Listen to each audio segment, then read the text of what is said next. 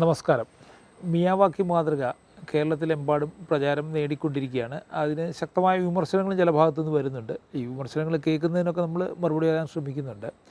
എന്തായാലും ഒരു പുതിയ ഒരു ട്രെൻഡ്, ഒരു ശൈലി വന്നിരിക്കുന്നത് നമ്മുടെ കേരളത്തിലെ പഞ്ചായത്തുകളിലും മറ്റ് പൊതുസ്ഥലങ്ങളിലുമൊക്കെ ചെറിയ ഒരു മിയാവാക്കിയെങ്കിലും വേണം എന്നൊരു ചിന്ത ആൾക്ക് വരുന്നുണ്ട്. അതിൻ്റെ ഫലമായിട്ട് പ്രാദേശികമായിട്ട് ധാരാളം മിയാവാക്കി വനങ്ങൾ വെച്ചുപിടിപ്പിക്കുന്നു. പക്ഷേ ഇതിലൊരു സാങ്കേതിക പ്രശ്നമുള്ളത്, ഈ വെച്ചുപിടിപ്പിക്കുന്നവർ ആരും ഇതിൻ്റെ ശൈലി പൂർണ്ണമായിട്ടും എന്താണെന്ന്, ഇതിൻ്റെ ഒരു രീതി അപഗ്രഥിച്ച് പഠിച്ച് അത് നടപ്പിലാക്കാൻ ശ്രമിക്കുന്നുണ്ടോ എന്നുള്ള കാര്യത്തിൽ സംശയമുണ്ട്. പലയിടങ്ങളിലും 100 കുഴിയെടുത്ത് 100 മരങ്ങളെടുത്ത് നട്ട് കഴിഞ്ഞാൽ അത് മിയാവാക്കി ആയി എന്നുള്ള മറ്റുള്ളൊരു ധാരണയുണ്ടെന്ന് തോന്നുന്നു. അതിൻ്റെ ദോഷം അതൊരു 4-5 വർഷം കഴിയുമ്പോഴായിരിക്കും നമ്മൾ അറിയുന്നത്. കാരണം ഇതിൻ്റെ വളർച്ചയിൽ കാര്യമായ വ്യത്യാസം ഉണ്ടാകാം ഈ രണ്ട് മാതൃകകളും തമ്മിൽ. എന്തായാലും അതവിടെ നിൽക്കട്ടെ.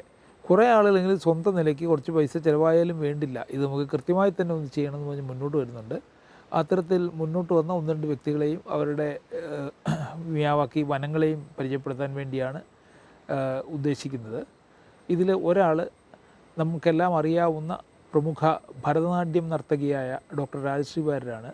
രാജശ്രീ വാര്യരും ഭർത്താവ് ശ്രീ അനിലും, അദ്ദേഹം ജിയോളജി ആൻഡ് മൈനിങ് ഡിപ്പാർട്ട്മെൻറ്റിൽ നിന്ന് റിട്ടയർ ചെയ്ത ഉദ്യോഗസ്ഥനാണ്. അവർ രണ്ടുപേരും ചേർന്ന് അവരുടെ വീടിനോട് ചേർന്ന് ഒരു 3/4 സെൻറ്റ് സ്ഥലത്ത് ഒരു മിയാവാക്കി വനം വെച്ചുപിടിപ്പിച്ചിട്ടുണ്ട്.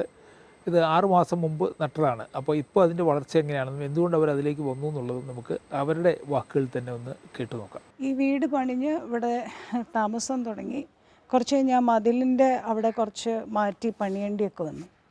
ആ സമയത്ത് അപ്പുറത്ത് നിന്ന് ഇങ്ങോട്ട് ചാഞ്ഞ് നിന്ന് കുറേ ശിഖരങ്ങളൊക്കെ മരത്തിൻ്റെ ഞങ്ങൾക്ക് മുറിക്കേണ്ടതായിട്ട് വന്നു. രാത്രി ഇവിടെ കിടക്കുമ്പോൾ ആ മരം മുഴുവൻ ഇങ്ങനെ മിന്നാമിനുങ്ങളാണ്. ഈ ശിഖരങ്ങൾ മുറിച്ച ദിവസം സത്യം പറഞ്ഞാൽ എനിക്ക് ഉറങ്ങാൻ പറ്റിയില്ല. ഈ മിന്നാമിനുങ്ങളൊക്കെ എവിടെ പോവും എന്നൊരു വല്ലാത്തൊരു വെപ്രാളം ഉണ്ടായിരുന്നു. പക്ഷേ അന്ന് അതേ ദിവസം രാത്രി ഞാൻ ആ മുകൾ വശത്തെ ഒരു കതക് ഒന്ന് പൂട്ടാൻ വേണ്ടി അങ്ങോട്ട് ചെല്ലുമ്പോൾ കാണുന്ന കാഴ്ച, എതിർവശത്ത് നിൽക്കുന്ന ഒരു മരത്തിനെ ചുറ്റിപ്പറ്റി നിൽക്കുകയാണ് ഈ മിന്നാമിനുങ്ങൾ. അപ്പോൾ ഒരു മരം നമുക്ക് ഒരു മരത്തിൻ്റെ ശിഖരം മുറിച്ചാൽ വേറൊരു മരത്തിലേക്ക് അത് ചേക്കേറും. പക്ഷെ നമുക്ക് എന്ത് ചെയ്യാൻ പറ്റും ഇവരെ തിരിച്ചു കൊണ്ടുവരാൻ എന്നൊരു ചിന്ത വാസ്തവത്തിൽ എൻ്റെ മനസ്സിൽ വന്നു. ഒരു ചെടി നട്ടാൽ എത്ര കാലമാണ് എടുക്കുന്നത്? ഒരു ശിഖരം മുറിച്ചു കഴിഞ്ഞാൽ എത്ര കാലം എടുക്കും ഇലകൾ വരാൻ? അപ്പോഴാണ് ഞാൻ ഈ ഒരു ക്രൗഡ് ഫോറസ്റ്റിങ്ങിനെ കുറിച്ച് അറിഞ്ഞത്. മിയാവാക്കി എൻ്റെ സുഹൃത്ത് തന്നെയാണ് ശ്രീ MR ഹരി. അദ്ദേഹത്തിൻ്റെ ഒരു വിഷനും അതിൽ ഉണ്ട്, കേരളത്തിലെ മിയാവാക്കി നടലിന്. അപ്പോൾ എങ്ങനെ നമുക്ക് ഇവിടെ ഈ മിന്നാമിനുങ്ങളെയും ചിത്രശലഭങ്ങളെയും ഒക്കെ കൊണ്ടുവരാം, തുമ്പികളെയും ഒക്കെ? ഏറ്റവും എളുപ്പം ഒരു മിയാവാക്കി വനം പിടിപ്പിക്കുക എന്നുള്ളത് തന്നെയാണെന്നൊരു തോന്നൽ വന്നു. പക്ഷെ അതൊരു പരീക്ഷണം പോലെയാണ് എനിക്ക് തോന്നിയത്. അപ്പം നൃത്തത്തിലൊക്കെ ധാരാളം പരീക്ഷണങ്ങളുള്ളതുകൊണ്ട് നടത്തുന്ന ഒരാളാണ് ഞാൻ. എനിക്ക് പരീക്ഷണങ്ങൾ ഇഷ്ടമാണ്. ഈ ഒരു സെൻറ്റ് മണ്ണിൽ ഈ മിയാവാക്കി എത്രത്തോളം വളരുന്നൊന്നും എനിക്ക് വലിയ ധാരണയൊന്നും ഇല്ലായിരുന്നു. പലയിടത്തും കണ്ടിട്ടുണ്ട് മിയാവാക്കി ഫോറസ്റ്റ്. പക്ഷെ നമ്മുടെ ഈ മണ്ണിൽ അത് എത്രത്തോളം ഫ്രൂട്ട്ഫുൾ ആവുമെന്ന് അറിയില്ലായിരുന്നു.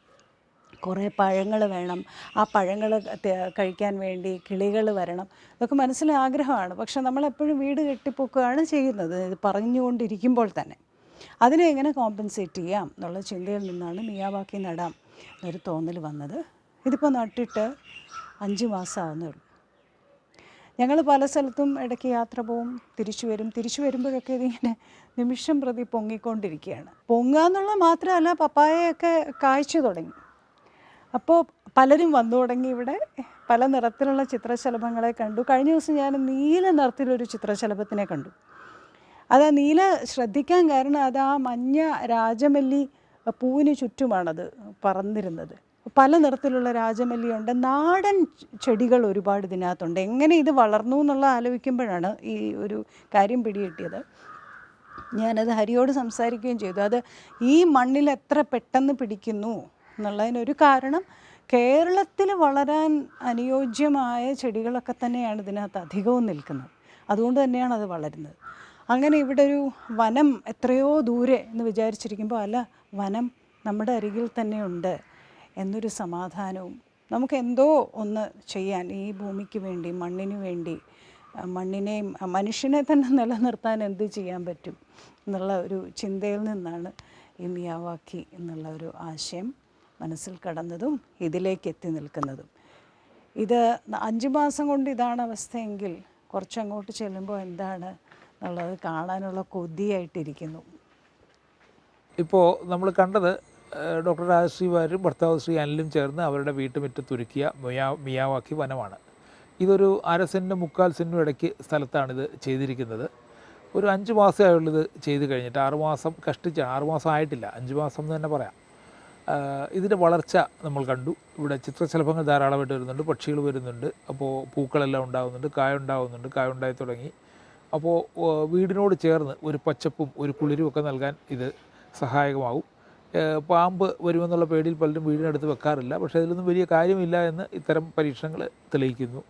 ഇത് നിങ്ങൾക്കും പരീക്ഷിച്ച് നോക്കാവുന്നതാണ്. കൂടുതൽ ആളുകൾ ഇതിനായിട്ട് മുമ്പോട്ട് വരുമെന്ന് പ്രതീക്ഷിക്കുന്നു.